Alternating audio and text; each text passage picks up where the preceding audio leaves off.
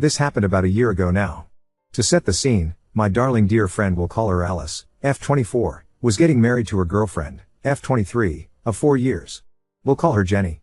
From what I know, Alice and Jenny met when they were 15 on their high school's cheerleading team and did not get along. I mean actual screaming matches in the parking lot type beat. I'm talking lawn chairs and popcorn were out when they got into it. Skip to a remarkable, earth-shattering junior year and Jenny's prom date just kissed Alice at the prom. When Alice, who is staunchly anti-cheaters and may or may not be plotting satanic rituals to perform upon such people as her mom was routinely accused of cheating despite no proof coming forth, found out that the guy was cheating, she and Jenny had a come to Jesus kumbaya where they proceeded to bond over messaging his parents and the entire basketball team in an act of shaming him. Now for the relevant come to. During this time, Alice and Jenny started staying over at each other's houses. It should be noted that Jenny and Alice are both very feminine and Jenny is black. I wish it wasn't relevant, but it's a little relevant. Jenny met Alice's parents. I do want to say that I personally met Alice's parents during our collective freshman year of college, which is when I met Alice and Jenny. Her mom is a saint and I absolutely adore her. Should she ever read this, which she almost definitely won't, then I would actually literally biblically take a bullet for you, Mrs. J. Her dad, M48, we'll call him Chad, is a bit of a red pill podcast listening loser, and that's if I'm being charitable. He's weirdly homophobic, transphobic, and misogynistic while also ranting the ear off of anyone who will listen about how he's a savior of these people. I don't have all the details of what happened to make Jenny hate him, but I do know it has something to do with him repeatedly referring to her as the black chick despite knowing her name. But I digress. Cut to college. I've just met Alice and Jenny, love them dearly, and have the misfortune of meeting Chad in the flesh. It should be noted that Alice came out when she was 17 and Jenny's family is very supportive and has a few other queer family members within the unit. Despite Alice coming out as gay, her dad, and I have seen the texts, I shit you not, said that it's normal for everyone to have sexual feelings for the same gender. Don't worry about it and find a man too, redacted, you good enough that you forget about it. I wish I was joking, but he did send that text to his daughter. But it was at that time that I heard Alice and Jenny had just gotten together and I was happy for them, so Alice blocked Chad for a bit and all was well, until the wedding. I know that Chad knows that Alice and Jenny are together. I know that Chad knows that Alice and Jenny got engaged. I was at the engagement party where he was present. But apparently even reality can't stop Chad. It'd be iconic if only boldness wasn't wasted on the wretched. Chad also has a history of smoking no matter the location and pretending not to see no smoking signs. Still, Chad called Alice during a girls' night, absolutely pissed that she was taking the joke this far and had to stop living with Jenny or men would get the wrong idea. He started saying something about her biological clock and having his DNA when Alice very firmly cut him off and asked what he was talking about. Apparently, somehow, some way, Chad thought that her wedding invitations were a joke. It was a spin-off of the and they were roommates joke, so on the invitation was a glittery pink and they were wives that we'd designed after a few daiquiris. After a back and forth on speakerphone, Alice hung up after telling him that he was an idiot for thinking that she was in a long-standing joke about having a girlfriend for 4 years. You might be wondering where Alice's mom is in all of this. Blissfully uninvolved. The best part of Mrs. J and Chad is that it's an open secret that she desperately wants to divorce him but won't until all of their children together are 18 because she wants to preserve normalcy for the kids. As of today, they should be getting a divorce in about 5 months. She very seriously makes her stance clear that she loves her children and is thrilled to welcome Jenny as her newest daughter. So, we get to the night before the wedding and we're jazzed. I'm going back and forth between suites at this gorgeous venue passing notes between Jenny and Alice like they're lovesick teenagers. I'm doing the thing, we're giggling and having fun, and between both parties which just consists of our entire combined inner friend group from college including the he's, she's, and they's, we're having the best time. Until Chad walks into Jenny's suite. You heard that right. Jenny. Not Alice, his daughter. He was lucky to be invited to the wedding in my opinion, but this was insane and I only heard the half of it. Supposedly, he knocked on the door and walked into the room when someone opened it to ask what was up and he started laying into her on how she was a bitch, unclean, and pulled out printed photos of the devil according to the Christian Bible and left. So they're sitting there after this whirlwind and the guys are making sure Chad left. That's when I walk in, hear the situation, then rush back to Alice to make sure her room wasn't next on his hit list. Get this, Chad isn't religious. Like actually. Like literally. Also, according to Alice, he had stopped taking his medication a week prior to be more present at her wedding, but that medication was what kept him from hallucinating. We shook it off as best as possible and took an early night to chill before the wedding. But then we get to the wedding, the ceremony? Gorgeous. Cocktail hour? Stunning. Their first dance? Sobbing. We went around giving speeches celebrating them when it gets to be Chad's turn to give a speech. Get this, no one can find him for about 10 minutes. The party in particular is mad suspicious of this, but then Mrs. J sighed with the force of a woman who's been mentally divorced for a decade, got up from her chair, walked over to one of the beautiful wide floor-to-ceiling windows on every wall, then shines her phone flashlight out into the darkness where part of the party was going to take place. The lights were going to be turned on when they walked out after the dinner. And there Chad was. In all his lack of glory, in his suit, trying to wiggle dry sticks together Boy Scout style to set a fire to the lawn. Remember how I said he was a prolific smoker? Yep. He most certainly had a lighter in his pocket, but in the moment he had resorted to pulling sticks in a hallucinatory daze. Now, I know you're probably wanting to write his behavior off on his medication. Don't. This man has been drunk texting his children for years about them being/not being biologically worthy. He has been abusing his wife for years. He is damn lucky anyone is still willing to talk to him after he has threatened to unalive several people over the years, including his daughters and son. He is not a good person. His hallucinations started 3 or so years ago. He has stated that he prefers being angry and bitter because that means he is smarter. Anger equals intelligence in this man's eyes. He waited no more than 13 hours after his wife's father died to tell everyone how much he always hated him. Her grief was less important than his feelings. He has no room for love in his heart, even on his daughter's wedding day. If you couldn't tell, he didn't succeed in setting fire to their venue and was ushered home for a nap. He also didn't succeed in ruining their wedding day. I have a few more Chad stories from my personal beef with him and a little more on why none of his children talk to him if you'd like to hear them. I'm considered a close family friend of 6 years now, which is why I know a lot of this.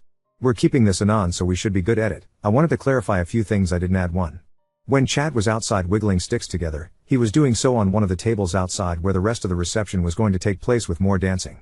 Since this was an autumn wedding, there were enough dried leaves that he grabbed a handful and put them on the table. He wasn't exactly yelling when he was driven home, but he was talking about how the whole thing should burn, then demanded Mrs. J bring him a slice of wedding cake. To my knowledge, she did not. 2. Chad was given a speech at the wedding because he promised to let Alice and Jenny proofread it beforehand. Mrs. J was going to proofread it originally, but Chad accused her of trying to tamper with it, so she walked away. Chad was allowed at the wedding at all because he wasn't even the one walking her down the aisle. Alice and Jenny had their moms do that. He didn't have a ton of responsibility, and up until the night before, he'd been on a 2-month stretch of being relatively normal. He'd been taking his medication and seemed to be putting in the work to improve their relationship. Then he stopped taking his medication consciously. 3. Whenever Chad is asked about why he tried to light the venue on fire, albeit poorly, he states that never happened. Sometimes he'll joke and say that he was just trying to set up a bonfire for his little girl to remind them of when they used to go camping. Spoiler, he went camping with Alice's younger sister, not Alice. He has always mixed up his children. This isn't new. 4. Chad is still in Alice and Jenny's life. He started taking his medication again immediately after the wedding, followed by a text saying that Alice was being unfair for letting her own father leave. He's normal half the time, but I suspect that when Alice and Jenny start welcoming kidlets into their family, they'll go lower or no contact. They currently see him twice a month. Update 1. I'd like to say that I also just don't feel bad about this, and I'm more than willing to accept that I'm an a-hole. In the last 2 weeks, my original post had our friend group talking a little bit more about what happened during Alice and Jenny's wedding last year. It should be noted that they were 22-23 when they got married and 23-24 now, but most of our friend group is between 21 and 25. A lot of us are still in the last legs of university or grad school right now. I am not from the States.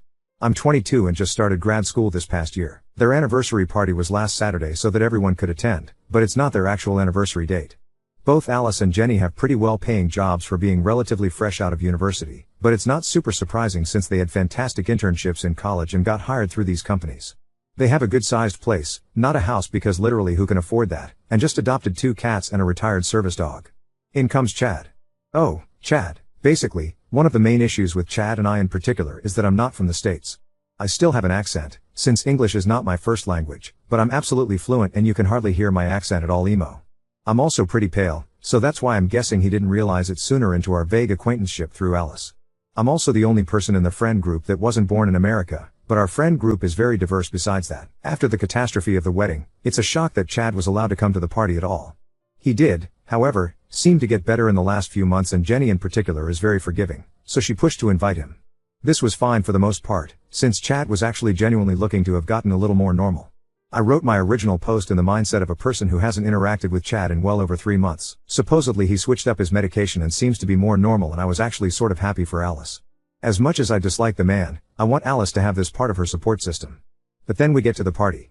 Chad was super respectful and thankful about the invitation to the party up until a week before when he asked, out of the blue, "Is Cheerios coming?" Alice replied that yes, of course I'm going, and I made them a cake. Radio silence since then until the day of the party, where Chad sent a text saying he was on the way. Chad walks in, and who does he see? Oh yeah, me. I was by the door chatting with a friend when Chad walks in, looks at me, and just says "you mother redacted." I know Chad isn't my biggest fan, but I was a little taken aback considering this is the first time Chad has talked to me since the July 4th party. I tried to make a joke with finger guns and say "you mother" redacted right back to him, but he didn't think it was very funny. Instead, he decided to tell me how immigrants are going to hell. Like, bro, hello to you too?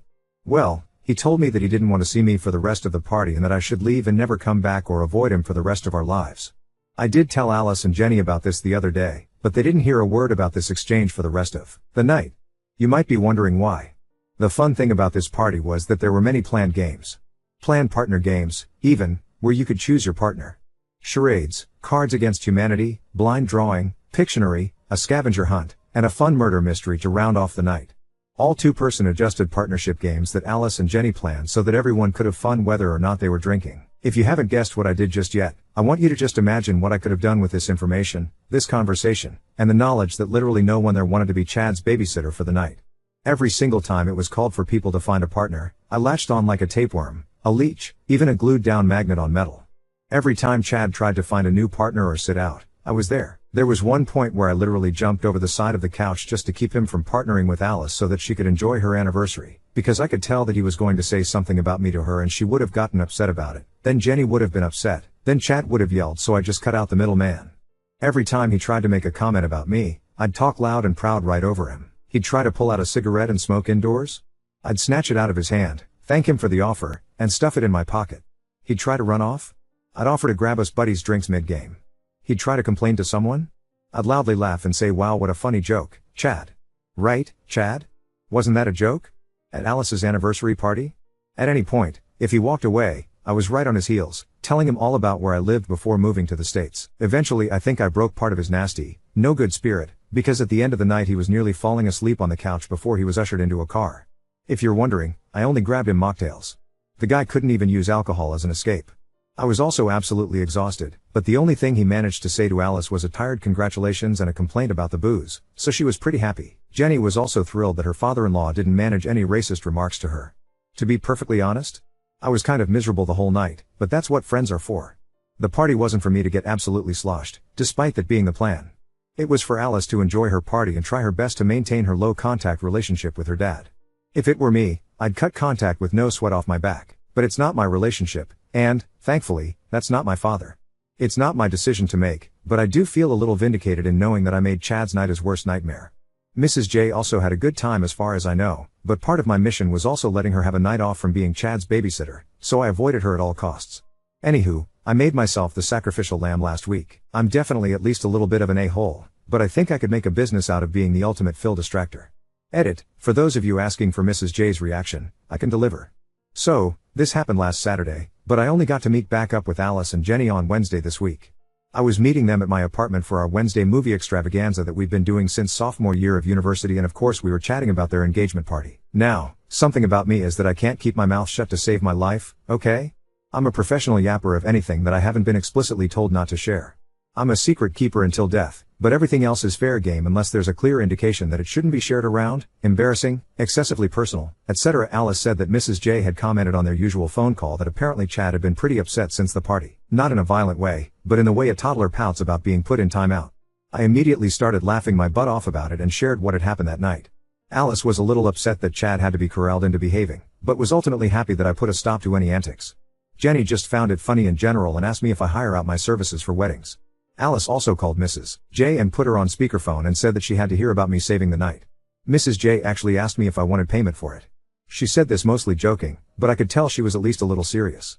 She said that she'd been really anxious for the first half of the night about Chad doing something insane to ruin the night and that it serves him right for being an idiot and that he'd made other comments about my immigration status before. Apparently, they'd gotten into a minor argument the morning of, so she'd been convinced he would lash out somehow. I guess I not only saved the party, but also made Chad chill for the week. I didn't let her pay me, of course, but Alice and Jenny dropped off a bottle of vintage red today, so I'm happy as a clam. I am a little concerned that my actions might have made him a little violent, but I don't think Mrs. J would stay if he did, considering she's already plotting divorce. Now on to second story. Couldn't fire my bird-phobic employee despite his actions that severely injured a coworker, which led to her quitting an industry-wide gossip. I'm a manager. I'm having an issue with two of my staff, Liz and Jack. They were returning from an off-site meeting and had parked in front of our building. According to Liz and other witnesses, there was a bird on the sidewalk and when it flew away Jack ran. Liz was less than a step ahead of him and he pushed her out of the way when he was running. Liz fell off the curb and got hit by a car that was parking. She ended up covered in bruises and breaking both bones in one forearm. Liz had to be taken to the hospital in an ambulance. The breaks were in the middle of her forearm and were so bad that Liz had surgery on her arm the next day and required a total hospital stay of 4 days. Jack didn't try to help Liz after it happened. He stood far away and came into our building as soon as the ambulance arrived. Jack told me, my boss in HR, he has a phobia of birds, and later produced a letter from his therapist stating he has been in therapy and treatment for ornithophobia and anxiety for over 2 years. He explained it was why he tried to run from the bird and said he didn't help Liz after she got hit because the bird landed on the ground close to her. Understandably, Liz is angry. She wants Jack to be fired. HR was wary of firing Jack when he has had no previous trouble and has a phobia and mental illness that rise to the level of needing treatment, and so am I. When Liz found out that Jack wasn't going to be fired, she quit. Liz was working on a few projects, and without her there could be delays and extra costs incurred. We have tried to get her to come back, but she refuses unless Jack is fired. Jack called her with HR present to apologize, but she didn't accept and yelled at him. With Jack's permission, his phobia and mental health issues were explained to Liz, but she says she doesn't care. What should I do? I don't feel comfortable firing Jack or recommending it given what he disclosed. I'm not sure where to go from here. There was a police investigation because Liz was injured by a vehicle. Both the police and the driver's insurance company found Jack to be 100% at fault for what happened, based on multiple witness accounts that Jack had extended his arms back and then out when he pushed Liz and didn't just lightly bump into her. Liz agreed it was Jack's fault and not the driver. One of the mirrors on the vehicle was damaged when Liz was hit, and Jack paid to have it repaired as a resolution with the driver, and everything between the driver and Jack has been settled. Jack has not been charged with anything. It is still a possibility that he might be. HR and Jack had attempted to keep in contact with Liz after she got out of the hospital to see if there was any chance of her coming back, but she never responded. Eventually both Jack and the company received a letter from a lawyer asking that they not contact Liz again.